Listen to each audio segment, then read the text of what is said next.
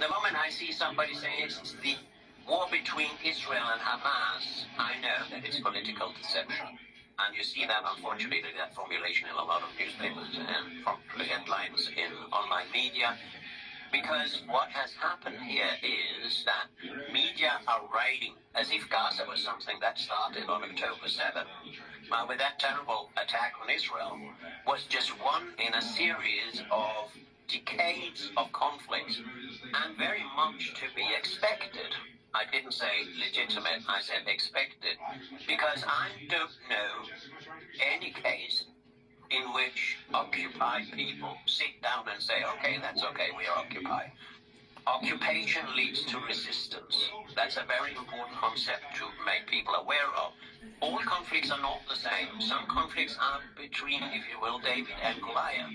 If you have a group of people who've been occupied for decades, lived in what some people have called an open-air prison, if you see such a structure, the underlying conflict being so asymmetric, so unjust, then any idiot, I must say, should be able to have predicted that something would happen. Now, the media do not see conflicts.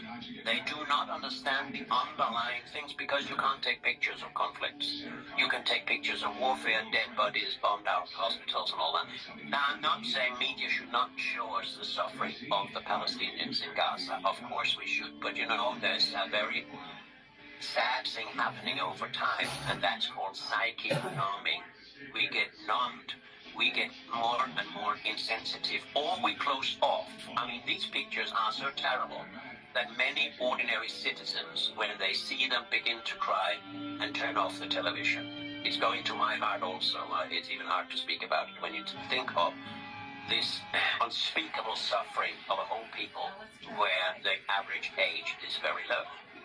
In a very sophisticated way, I think you can say that coverage of the violence leads to a legitimization of the idea that the way to stop that violence is more violence. Where the real way to stop that violence is to say, what is this about? What is the underlying conflict? Where is the violence? We see the dead children. Where does that violence have its roots? If we could get that far in understanding anything, it would be good.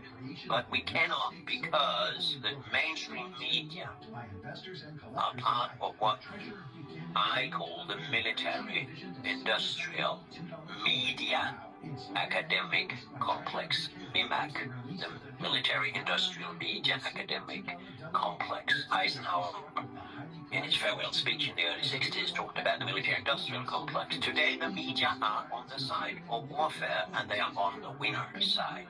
So Western media are disseminating a narrative supported by pictures, the way they interview people, etc., or avoid talking about certain things. I'm totally on the side of Israel and the United States, because their governments are there.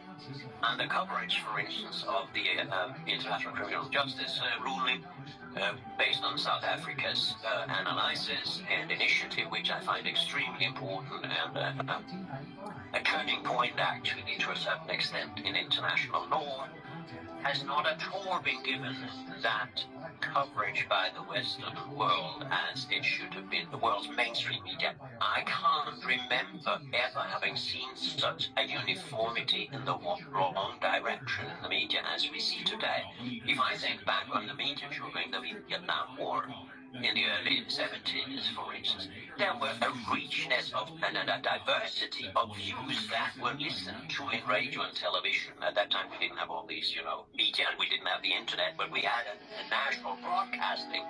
The duty of whose was to show many aspects and let people themselves find out what they thought was important or what their own opinion would be. That is gone. We are told what to believe, and unless you have a very critical mind, you end up buying that. Also because, not because you're bad people, but because you do not have the time to find out what is the real truth, way beyond the mainstream media. And those are things that I think it's our duty as intellectuals to reveal.